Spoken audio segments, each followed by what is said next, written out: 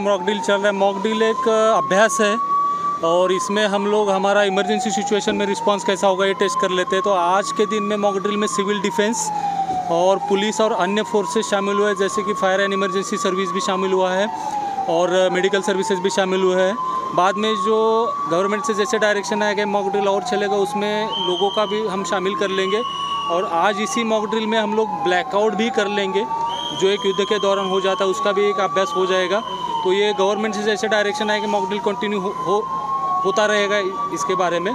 तो अभी ये तिनसुकिया में यहाँ पे मॉक ड्रिल चल रहा है। म्यूनसिपाल्टी का जो बिल्डिंग है उसमें बॉम्बिंग होने के बाद रेस्क्यू ऑपरेशन कैसे करेंगे, विक्टिम को लेके हम लोग हॉस्पिटल में कैसे जाएंगे, आग कैसे बुझाएंगे, इसके बारे में इसका मॉक ड्रिल हो रहा है। गम पाइছে कि আজি 4 বজাৰ পৰা সিভিল ডিফেন্স মক ড্ৰিলৰ এটা নিৰ্দেশনা আহিছিলে, তাতে আমাৰ জিলাখনো আছিলে।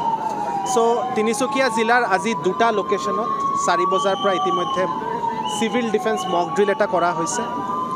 এটা হ'ল আপোনালোক আমি সব প্ৰেজেণ্ট আছোঁ থানা চাৰিআলি, আৰু দ্বিতীয়তে ডিগবয় IOCLৰ এডমিনিষ্ট্ৰেটিভ বিল্ডিঙত।